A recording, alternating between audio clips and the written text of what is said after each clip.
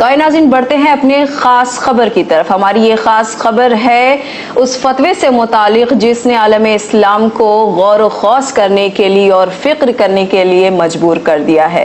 جی ہاں ناظرین، ہم بات کر رہے ہیں مصر کے الازہر کے مفتی و عالم ڈاکٹر الطیب کے دیے گئے فتوے کے متعلق، جنہوں نے اس فتوے میں شیعہ اور سنی حضرات کے درمیان پیدا ہونے والی غلط فہمیوں کے نہایت ہی امن اور صبر کے ساتھ تمام جوابات دیے ہیں۔ پچھلے دنوں ایجپشن چینل پر دیے گئے انٹرویو میں بتائے گئے وہ تمام سوالات کے جوابات جنہیں دیے تھے الازہر کے مفتی و عالم ڈاکٹر الطیب نے، اور اس ٹی وی چینل پر پوچھے گئے یہ سوالات اور ان کے جوابات کچھ اس طرح تھے۔ پہلا سوال، آپ کے مطابق کیا شیعہ عقائد میں کوئی پریشانی نہیں ہے؟ الطیب نے کہا بالکل نہیں، بلکہ 50 سال پہلے شیخ محمود شلتوت جو کہ الازہر کے چانسلر بھی تھے، انہوں نے یہ فتویٰ جاری کیا تھا کہ شیعہ فقہ اسلامی فقہوں کا 5واں فقہ ہے، جیسے 4 فقہ اسلام میں پہلے سے ہی موجود ہیں۔ دوسرا سوال، ہمارے بچے شیعہ اسلام سے کافی متاثر ہو رہے ہیں، اسے اپنا رہے ہیں، ایسے میں ہم کیا کریں؟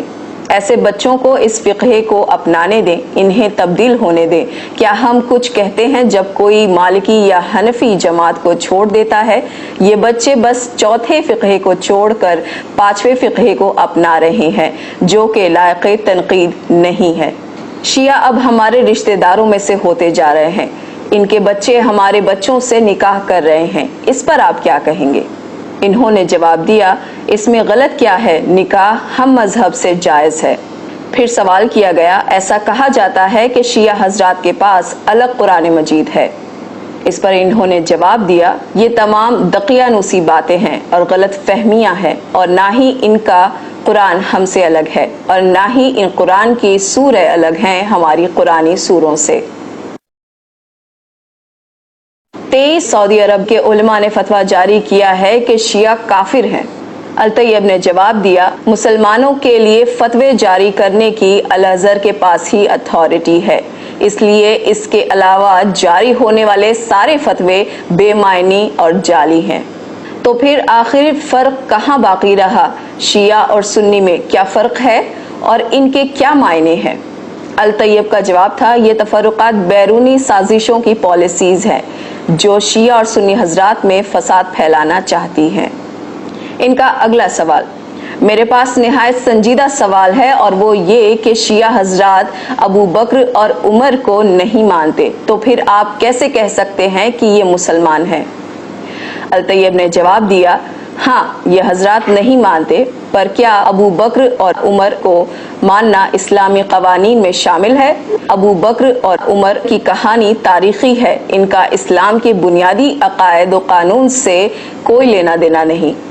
ان سوالات پر حیرت زدہ ہوتے ہوئے ایک اور سوال کیا گیا کہ شیعہ حضرات کا بنیادی مسئلہ ہے، اور وہ یہ ہے کہ شیعہ حضرات کہتے ہیں کہ ان کا امام وقت 1000 سالوں سے اب بھی زندہ ہے۔ الطیب نے جواب دیا، ہو سکتا ہے کہ وہ زندہ ہوں، کیوں، کیا یہ ممکن نہیں ہے؟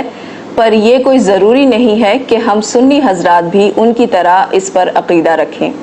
آخر میں ان سے سوال کیا گیا، امام محمد تقی علیہ السلام کے حوالے سے رپورٹر نے پوچھا کہ شیعہ حضرات کا یہ بھی ماننا ہے کہ ان کے ایک امام کو امامت 8ویں سال میں ملی، کیا یہ ممکن ہے کہ 8 سال کے بچے کو امامت ملے؟ الطیب نے جواب دیا کہ اگر ایک نومولود بچہ نبی بن سکتا ہے جسے ہم نبی عیسیٰ کے نام سے جانتے ہیں، تو ایک 8 سال کے بچے کا امام بننا کیا مشکل و ناممکن ہے؟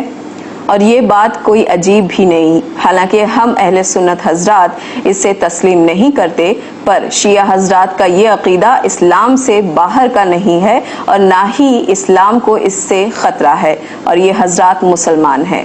اور اس طرح الازہر کے مفتی و عالم نے ان تمام جوابات کے ساتھ یہ ثابت کر دیا کہ اسلام میں صبر و تحمل اب بھی باقی ہے، اور اس میں اتحاد دنیا کے سامنے لانا نہایت ہی ضروری ہے۔